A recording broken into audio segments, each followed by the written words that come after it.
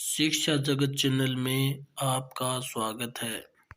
Hello friends, welcome to study stage. तो आज की इस वीडियो में हम लोग विलोपन विधि और प्रतिस्थापन विधि से समीकरण हल करना सीखेंगे। यानी आपको जो है विलोपन विधि को बनाने के लिए एक अलग वीडियो नहीं देखना पड़ेगा और प्रतिस्थापन विधि से समीकरण को बनाने के लिए कोई एक अलग वीडियो देखने की जरूरत नहीं है। आप सिर्फ इसी एक वीडियो में विलोपन विधि और प्रतिस्थापन विधि से समीकरण को हल करना सीख जाएंगे। बहुत ही इंपॉर्टेंट है विलोपन विधि और प्रतिस्थापन विधि, क्योंकि आपकी 10th क्लास के एग्जाम में 100% चांस रहता है कि विलोपन विधि और प्रतिस्थापन विधि से क्वेश्चन पूछा जाता है और वो क्वेश्चन 5 नंबर का होता है। ठीक, और दोनों को बनाने के बाद लास्ट में हम ये भी जानेंगे कि विलोपन विधि और प्रतिस्थापन विधि दोनों में क्या डिफरेंस है, क्या अंतर है। ठीक, तो चलिए सबसे पहले हम इस समीकरण को जो दिया हुआ है, इस समीकरण को हम विलोपन विधि से सॉल्व करते हैं। तो ये हमारा पहला समीकरण क्या है, 3x + 4y = 10, यानी हमारा ये पहला समीकरण हो गया। और ये दूसरा समीकरण है 2x - 2y = 2, यानी हमारा ये दूसरा समीकरण हो गया। और इस समीकरण को जो है हम किस विधि से बनाएंगे, तो विलोपन विधि से बनाएंगे। तो चलिए समझते हैं कि विलोपन विधि में हमें क्या करना होता है। देखिए, विलोपन विधि में जो है आपको कोई एक पद यानी एक टर्म जो है कैंसिल करना होता है। जैसे कि यहाँ पे दो वेरिएबल दिया गया, एक x वाला है और एक y वाला है, दो वेरिएबल है, तो किसी एक वेरिएबल को आपको यहाँ से लुप्त करना रहता है। विलोपन का मतलब क्या है, विलोपन कर देना यानी छुपा देना। तो हमें यहाँ से कैंसिल करना रहता है किसी एक वेरिएबल को, या आप x को कीजिए या फिर y को कीजिए। ठीक, कैंसिल आउट करना होता है। तो हम कैसे करेंगे, यहाँ पे 3x है, नीचे में 2x है, इसमें y वाले में 4y है और नीचे में 2y है। तो हमें कैंसिल आउट करने के लिए एक मतलब समीकरण जो वेरिएबल है वो सेम होना चाहिए। यानी यहाँ पे 3x है तो यहाँ भी 3x होना चाहिए कैंसिल करने के लिए। अगर इसमें 4y है, इसको कैंसिल करना y वाले को, तो यहाँ 4y है ना, तो यहाँ भी हमें 4y करना होगा। मतलब इस टाइप से हमें करना है।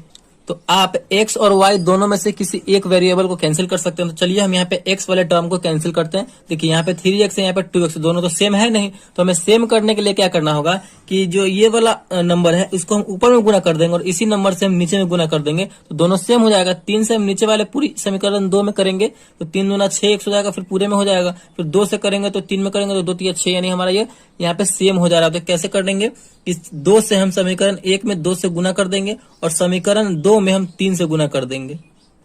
आप समझ रहे हैं ना, बस इसी टाइप से आपको करना है। मतलब आपको ध्यान से समझते चलना है। तो गुना करेंगे तो समीकरण 1 में जो है ये 2 से पूरा में गुना हो जाएगा। तो गुना कीजिए, हमारा नया समीकरण बन जाएगा 3 दूना 6x प्लस है तो प्लस, फिर 2 से 4 में करेंगे तो 4 दूना 8y = 10 में 2 से करेंगे तो 10 दूना 20। हमारा ये समीकरण तीसरा बन गया, हमारा ये नया समीकरण बन गया। फिर 3 से इस पूरी समीकरण में होगा तो 3 दूना 6x माइनस है तो माइनस, फिर 3 में 2 से करेंगे 3 दूना 6y, फिर = 3 में 2 से करेंगे तो 3 दूना 6। ये हमारा चौथा समीकरण हो गया, नया समीकरण बन गया।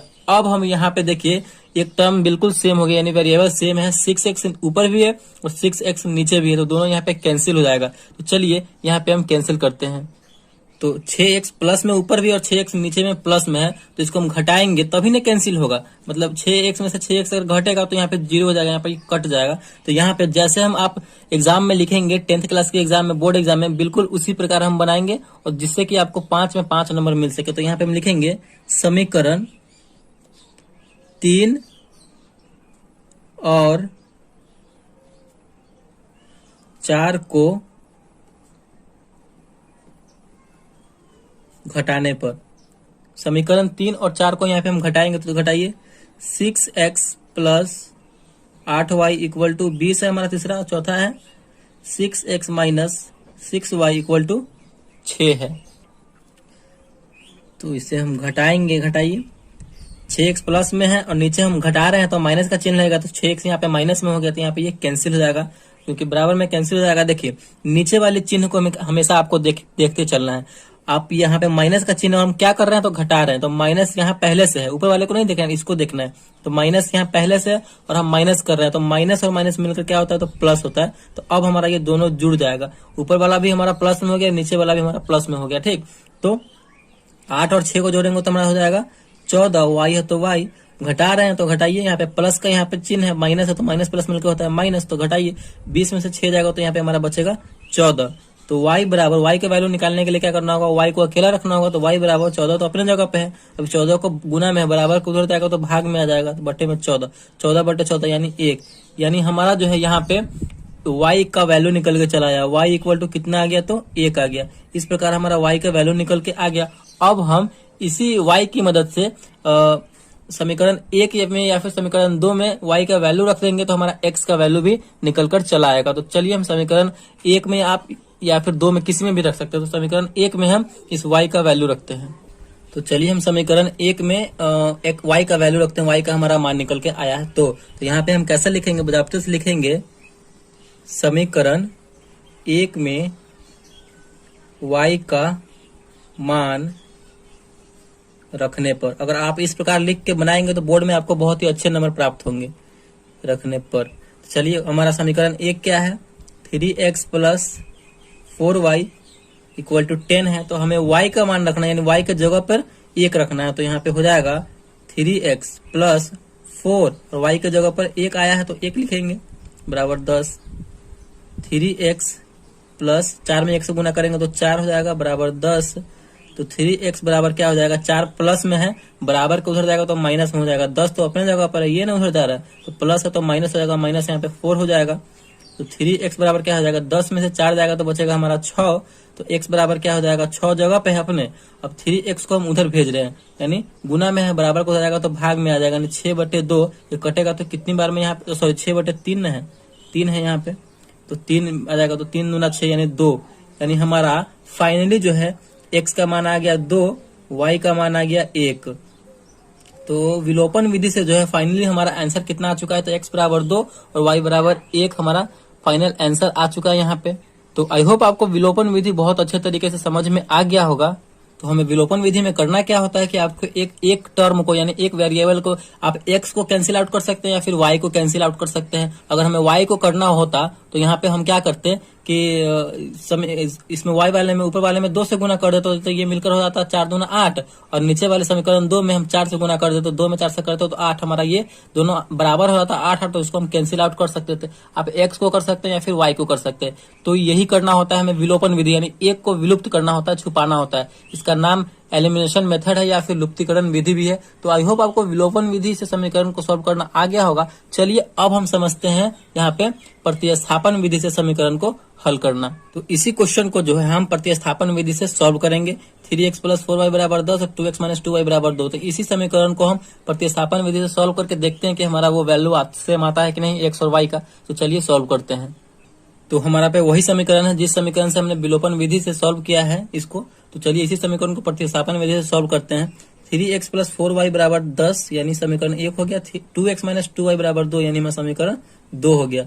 तो विलोपन विधि में हमारा क्या था कि एक पद को हमें कैंसिल आउट करना होता था, यानी छुपाना होता था, ठीक। लेकिन प्रतिस्थापन विधि में वैसा नहीं है। प्रतिस्थापन विधि में क्या है कि हमें कोई एक पद, यानी कोई एक वेरिएबल का जो मान निकाल करके उस दूसरे वाले इक्वेशन में रखना है। जैसे कि अगर हम इस समीकरण 1 का जो है x का वैल्यू निकालते हैं तो इसी x के वैल्यू को हमें समीकरण 2 में प्रतिस्थापित करना है, वही हमारा प्रतिस्थापन विधि हुआ, ठीक। अगर आप y का निकालते हैं समीकरण 1 की मदद से तो इसी y का वैल्यू जो है जो निकाल के आएगा वही हमें समीकरण 2 में प्रतिस्थापित करना यानी रखना है, वही हमारा प्रतिस्थापन विधि हो गया। इंग्लिश में अगर हम बात करें तो इसे सब्स्टिट्यूशन मेथड हम कहते हैं। तो चलिए हम प्रतिस्थापन विधि से इस समीकरण को भी समझते हैं। तो चलिए आप जो है किसी एक का वैल्यू निकाल सकते हैं, x का या फिर y का। तो चलिए हम x का ही निकालते हैं। तो यहाँ पे हम समीकरण 1 को ले रहे हैं तो यहाँ पे हम क्या लिखेंगे, समीकरण 1 से समीकरण 1 को लिए हैं। तो समीकरण 1 क्या है हमारा, 3x plus 4y equal to 10 है। अब इसी में से हम x का वैल्यू निकाल रहे हैं तो क्या करना होगा, हमें इस टर्म को अकेला छोड़ना होगा। तो 3x बराबर क्या हो जाएगा, हम 4y को उधर भेज रहे हैं तो 10 तो अपने जगह पे है, हम उसको भेज रहे हैं उधर। तो ये प्लस में है, उधर जाएगा तो माइनस में हो जाएगा 10 माइनस 4y। तो x का वैल्यू निकालने के लिए x को अकेला रखना होगा। तो 3 गुना में है, बराबर को उधर जाएगा तो भाग में हो जाएगा। तो हो जाएगा हमारा 10 माइनस 4y बटे में 3 आ जाएगा, ठीक। अब हमारा यहाँ पे x का वैल्यू यहाँ पे ये निकल के चला आया। अब इसी x के वैल्यू को हम समीकरण 2 में x के जगह पर पुट कर देंगे। तो हमें क्या लिखना होगा आगे, तो हमें यहाँ पे लिखना होगा समीकरण 2 में x का मान रखने पर। समीकरण 2 में हम इस x का मान रखेंगे। तो चलिए समीकरण 2 हमारा क्या है, 2x minus 2y equal to 2 है। अब इसी x के जगह पे हम ये वाला वैल्यू रखेंगे, ठीक, ये वाला मान रखेंगे। तो रखिए, यहाँ पे हम रखेंगे तो क्या हो जाएगा, 2x के जगह पर रखेंगे, ये हमारा 10 माइनस 4y बटे में 3 माइनस 2y बराबर 2। इसे हम सॉल्व कर देंगे तो यहाँ पे हमारा सिर्फ एक y वाला टर्म बच रहा है, तो हमारा y का वैल्यू यहाँ से निकल के चला आएगा, ठीक। इसी प्रकार आपको करना है, बस आप समझते चलिए कि किस टाइप से बन रहा है, किस तरीके से ये बन रहा है, ठीक। तो चलिए गुना कीजिए, यानी इस 2 से हम इस पूरे वाले में ऊपर वाले में गुना हो जाएगा। तो 10 में 2 से करेंगे तो 10 दूना 20 माइनस 4 दूना 8y बटे में 3 माइनस 2y बराबर 2। इस 2y के नीचे कुछ भी नहीं है, तो इसका मतलब क्या, 1 है। तो हम 3 और 1 का एलसीएम लेंगे तो हमारा कितना होगा, 3 और 1 का एलसीएम तो 3 ही होगा। तो 3 1 का एलसीएम हो जाएगा हमारा 3, 3 से 3 कैंसिल हो जाएगा एक बार में, तो 20 माइनस 3 से 3 एक बार में कैंसिल होगा तो 8 कम 8 यानी 8y माइनस 3 दूना 6y बराबर 2। चलिए, ये आपको समझ में आया? तो नहीं आया होगा तो कमेंट में बताइएगा, हम आपको कमेंट का रिप्लाई करके बता देंगे।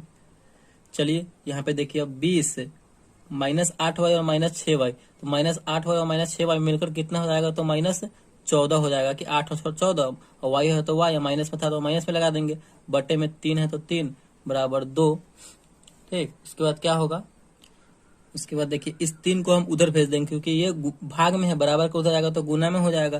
तो 20 माइनस 14 y बराबर 2, और भाग में है, बराबर को हो जाएगा तो गुना में, तो 3 गुना हो जाएगा 6। तो यहाँ पे हम y का वैल्यू अब आराम से निकाल लेंगे। तो माइनस 14 y बराबर, इस संख्या वाले को संख्या वाले के साथ रखेंगे तो 20 इधर है, प्लस में है, बराबर को हो जाएगा तो माइनस में 6 अपने जगह पे है तो माइनस 20 हो जाएगा। तो यहाँ पे देखिए माइनस 14y बराबर क्या हो जाएगा, माइनस 14, क्योंकि 6 में से 20 घटे, कम में से ज्यादा घट रहा है, तो यहाँ पे माइनस में आंसर आएगा। तो माइनस इधर भी है, माइनस इधर भी है, बराबर के दोनों ओर माइनस है, तो माइनस माइनस कैंसिल हो जाएगा। तो यहाँ से हमारा y का वैल्यू निकल के चला आएगा, y बराबर, y का वैल्यू निकालने के लिए हमें y को अकेला रखना होगा, तो 14y है, तो y बराबर क्या हो जाएगा, 14 तो अपने जगह पे, इस 14 गुना में लगा हुआ है, बराबर किधर हो जाएगा, तो भाग में हो जाएगा। 14 बटे 14 कितनी बार में कटेगा, 14 से भाग देंगे तो एक बार में कटेगा। तो यहाँ पे हमारा फाइनली जो है y का मान निकल के चला आया। तो y का मान जैसे ही निकल के आया है तो हम समीकरण 1 में, 2 में या फिर किसी में भी रख देंगे तो हमारा x का मान भी निकल के चला आएगा, ठीक। तो यहीं पे आपको सॉल्यूशन उसका बना के दे रहे हैं। समीकरण 1 में यहाँ पे लिख सकते हैं आप, समीकरण 1 में y का मान रखने पर, तो समीकरण 1 में हम y का मान रखें, समीकरण 1 है हमारा 3x प्लस 4y बराबर 10। आप किसी में भी रख सकते हैं, 1 में भी रख सकते हैं, 2 में भी रख सकते हैं। तो चलिए 3x प्लस 4, y की जगह पे क्या रखेंगे, 1 रखेंगे, क्योंकि y का मान हमारा 1 आया है, इक्वल टू 10। 3x बराबर क्या हो जाएगा, देखिए 3x बराबर, हम उसको देखिए इस संख्या में 4 में 1 से गुना करेंगे तो 4 हो जाएगा। तो ये संख्या वाला इधर है और संख्या वाला भी इधर, तो संख्या वाला को संख्या वाले के साथ रखेंगे, 4 उधर चला जाएगा तो 10, और माइनस में 4 हो जाएगा, क्योंकि ये प्लस में है, बराबर को उधर जाएगा तो माइनस में।